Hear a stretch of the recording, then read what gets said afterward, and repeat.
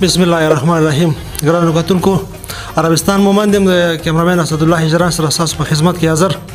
سلامونه مې قبول کړئ. د یو نوي پروګرام سره ستاسو په خدمت کې حاضر یو او مېلمه د راسه شمشاد انګار صاحب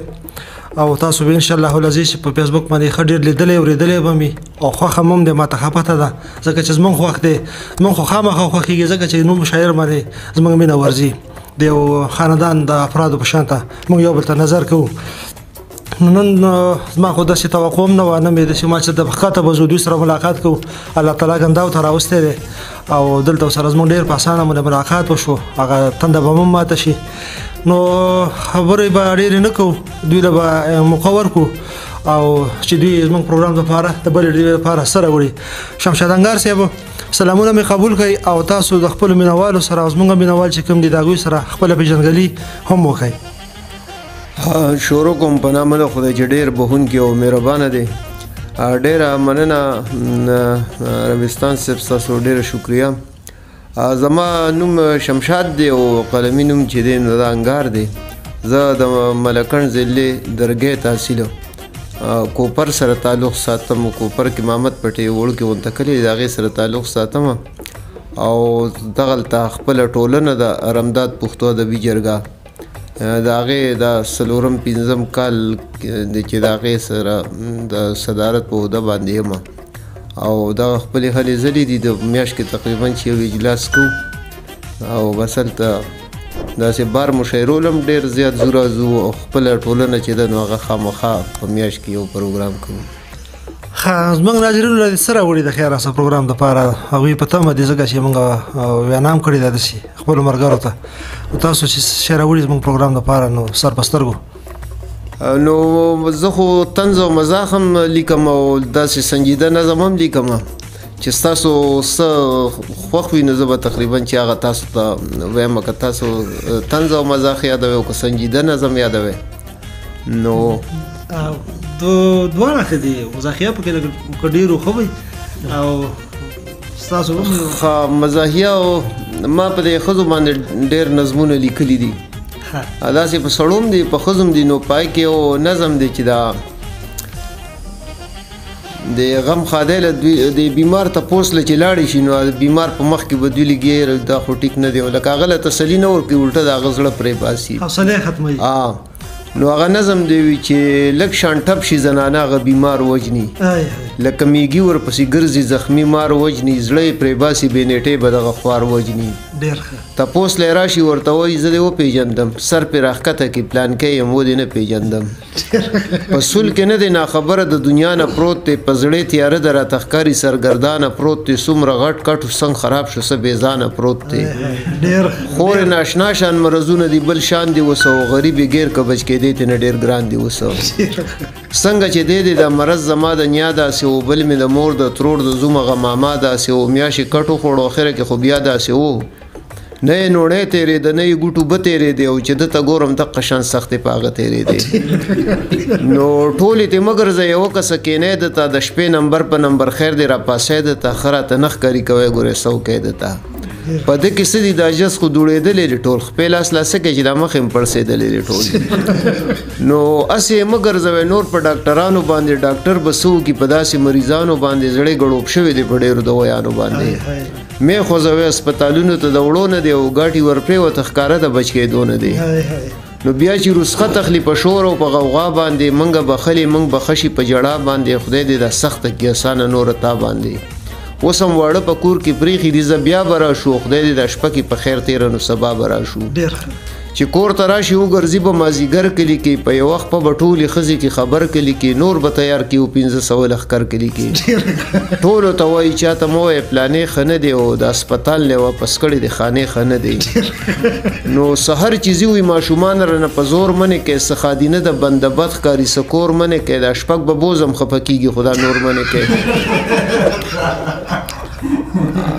نو دا شپږ به بوزم خفه کېږي خو دا نور منې کوي. نو څوک ورته شپه وکړي انګاره څوک واپس ترې راشي او پرېږدي چېرته چې د ښځو په نوټس کې راشي.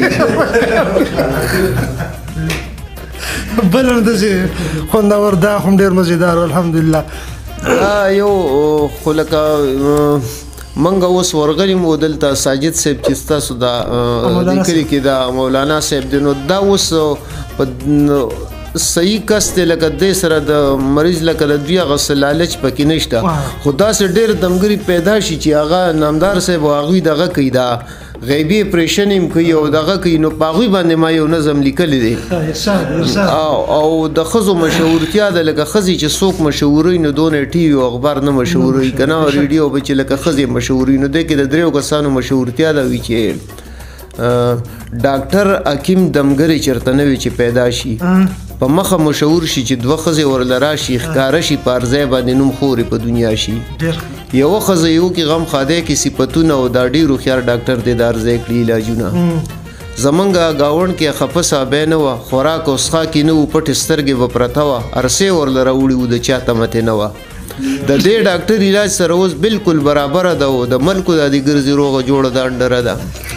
نو په ما به خو څه چل کېدو چې چېرته کې به تلمه چې دوه قدمه لا بړم په ځای به کېناستمه په ځان به پویه نه شوم د ولاړې پرېوتمه یو څو ځله چې لاړم ښه ښېګړه مې پې کېږي او دا دویمه درېیمه میاشته اوس مې یو ځای نه خوږېږي نو دا دویمه ورته وایي په پلاني ځای کې حکیم دی بوډا دی سره سره ګیری د په پوزه باندې لږ نیم دی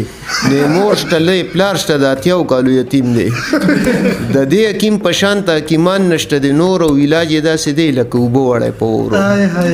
پروس کالی په ما به سیادلي غونته راتلله په ناسته به دا ځمکه په ما ټوله چورلېدله ډوډۍ به مې د ورځې لږ شپږ ټیمه خوړله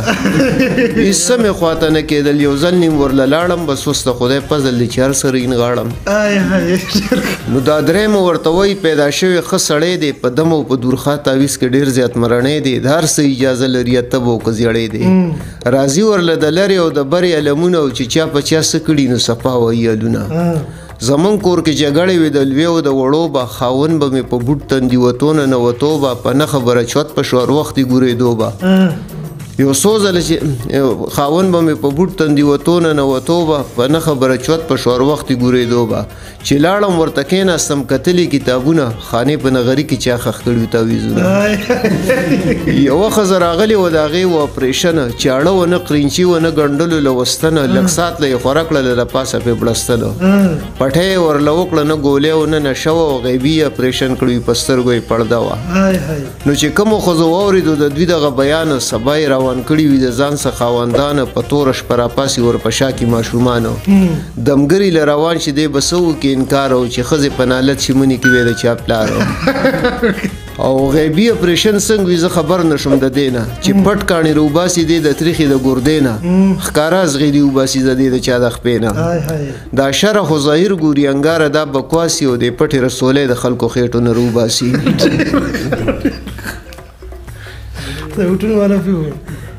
زم چارته مو وای زګه ډیر سیزن دی نو د ټون نمدار سیو ډیر سیزن هم دی نو زه او دا د وټونو د ورځې رالې د وټ پس یو خبره رایاد شو یو کس وی چاله وټ لورغه چیرې وټ پر راکین وی هغه ورته درېمه کلمه وی چې یو وټ په در کومه نو هغه چې تا خو درېمه وی د دوه مستانه مخکې نورو کسانو ته وی کنه نو دغه د ولایتي الیکشن روان دی نو په هغې باندې نظم دی چېرې ساجیبه شان الیکشنو پته نه لګېده وړې ګړې دا ټول وطنو پته نه لګېده ورله غرمنه ماسخوتنو پته نه لګېده ولاړ کوڅې ته به یو تنو پته نه لګېده سهار به یو شان ماښام بل شان ته به وې پوسټرې او ځایونه نه وو په یو بل به لګېدې پوسټرې د چا چانک و د چا پکې پیالۍ نښه وه د چا ګازره و د چا پکې مولۍ نښه وه د یو بوجۍ و او د بل پکې شکری نښه وه چا راته وې د یو سړي پکې ډیبری نښه وه نو د چا چنچڼه وه د چا پکې پنجره نښه وه او د ملا ډولو د اجړه به مسله نښه وه نو څوک د ضلع څوک د تحصیل ناظمان ولاړو څوک د جرنل نه څوک د یوت څوک د کیسان ولاړو دوه لکان به ونو شپږ به بوډاګان ولاړو سل وټونو ته به 200 کسان ولاړو هلته یو کلي کې د یو کور نه څلور ولاړو دوه زامن ورسره پلار او مور ولاړو هر چا د خپل لیډر نارې د زنده‌باد وخلې د مخالف سړي چغې د برباد وخلې چا د پاټۍ چغې ایستې چا د آزاد وخلې په جلوسونو کې چغې د فساد وخلې کلي په کلي چم په چم یې تنازه جوړه کړه او پاره یو کور هره کوڅه کې پتنه جوړه کړه دا الیکشن نه دی چې څوک پکې دوکه ونه کړي چې ضمیر خرڅ نه شي او لار پکې پیسه ونه کړي چې د یو بل ګریوان ونه نیسي لانجه ونه کړي دا الیکشن خو به د سره بیا مزه ونه کړي مزه خو دا کوي چې سر پکې په بل مات کړي او که د بل نه وي نو چې خامخا پې خپل مات کړي ښه دي په اوټ باندې جنګونه هېڅ خبره نه ده دا په یو بل پسې ګواښونه هېڅ خبره نه ده د څوک څپېړې ګزارونه هېڅ خبره نه ده او یا خو سر مات او یا غاښونه هېڅ خبره نه ده چې په قلاره الیکشن په پښتونخوا کېږي نو د اوټ نه وروسته تبصرې به بیا په چا کېږي پښتانه ښه ښکاري بد نه ښکاري جګړو باندې چې الیکشن لړاوي ښه په جپړو باندې ورځي په یو بل راټینګېږي نه په پړو باندې او یو بل سم شین کې په کوته کولوړو باندې خلکو به وایي جګړې نه دي دا د سپو کار دی خو اوس ماهران وایي چې نه د پښتنو کار دی او الیکشن نه و خو چټي غولول دا خلک په امیدوارو باندې سې تنګول دا خلک په برش کابلا میخ پیشکش پلګ نه پوهېدل دا خلک دا ملا څه نښي وي خو شرمول دا خلک نورو قامونو ته انګاره ترقي میلو شوه خو ماشاءالله موږ پښتنو ته بدنیتي میلو شوه مزاح یې نامدار صاحب بعضې وخت کې خو دا مزاح چې څومره سبق دی که نه دا په سیریس کې نشته دی دا هر سړی نشي کولی دا د یو نیم سړي کار یې پېښ وي او دې کې ډېر زیات سبق دی ډېره زبردسته ترجماني پکې شوې انګار صاحب سره ته ویل غواړئ نو سنجیده نظم برته صحیح شو دا د میره مور د عنوان د میره مور دا موره نظم دی چې زیړ مازیګرو د یو کلي څه پخوا تېرېدم خیال له شعرونه مې راتلم او غزل جوړومه چې ناڅاپي په یوه ګڼه مې نظر پرېوتو یو څو کسانو ور اغوستې په اوږو جنازه خلک خاموشه زنګېدلي وو روان ورپسې د مرګ خلک خاموشه زنګېدلي وو روان ورپسې د غم نیولي وو د هر چا د مرۍ رګونه ما یو بابا نه تپوس وکړو دا څوک مړه دي هغه لږ چپ شو د اوږدې ساه اخیستو نه وروسته شونډې یې ورپېدې ډېر په ژړغوني اواز وي بچیه دا ډېره د غم او د افسوس قصه ده دا یوه داسې مسافره بې اسرۍ مړه ده د دې څوک نه و د خدای پاک په دې لویه ځمکه دا لا وړه وه چې تیمور د مینې لاس واخیستو مور یې د دې دنیا له لاړه دا تنخوا پاتې شوه د دې نه رور و نه یې خور و نه یې ترور و چېرته د دې څه کم عما یې و هغه پخوا مړو د دې د پلار او ترونو خو خپل منځ کې نه لګېد هغوی خو هم دې له لاس د مینې په سر نه ویښي د خپله ټوله زندګي په سرو لمبو تېره کړه دا د میرې مور په څپېړو کې رالویه شوله دغې ظالمې دې ته پلار خو هم دښمن کړی و خپل هغه به بې ګناه وخه لټکوله مدام د دې به یو ساعت د سترګو اوښکې وچې نه شوې دې په دې تراړو شونډو چرته کې خندلي نه وو دې نه میرګاټې نه ګوډیانې نه چیندرو کړی وه که زړه یې ډېر کېدو د نورو ماشومانو په شان دې عمر تېر کو په خپل کور کې د زندان په شان ته دا د میرې مور نه دی چا کره تللې نه شوه دې چېرته نوې پیزار نوې جامې کړې نه وې د دې بر وخت شلېدلې لوپټه په سر وه دې نه اختر او نه شب قدر نه خادي پېژنده نه یې سینګار کړی و نه یې خوشحالي پېژنده دې په اختر کې خو هم نکریزې چېرته غوښتې نه وې دې د ریشو ستارو ارمان په زړه کې ساتو د پیغلتوب په وړمبي پاټ کې چې یې خپه کېښود د مور عزت ته د تهمت رسی ور واچوله د پلار دښمنه شوه بېګا په نیمه شپه ډزې شوې چې خلک ورغې په وینو کې لت پت پرته وه دغې ظالم د دې ظالمې په شیطانه باندې د دې ماشومې د وجود نه مړدکي ایستې دي په زندګۍ کې خپل خپې لاسونه نن سره کړه خو په نکریزو نه هغه په خپلو وینو باندې د دې څوک نه و ګاونډیانو د خپل کور ته یوړه نن د پردي کوره د دې سره جنازه ووته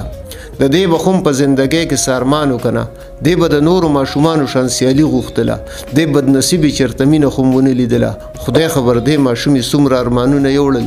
بابا چې وکړه دا قیصه زما غزل هېر شو ما وی انګاره دا قیصه تصویر کول غواړي ما وی انګاره دا قیصه تصویر کول غواړي ډېر ښه په عمر دې برکت شه ډېر زبردست ډېر اعلی ډېر مزیدار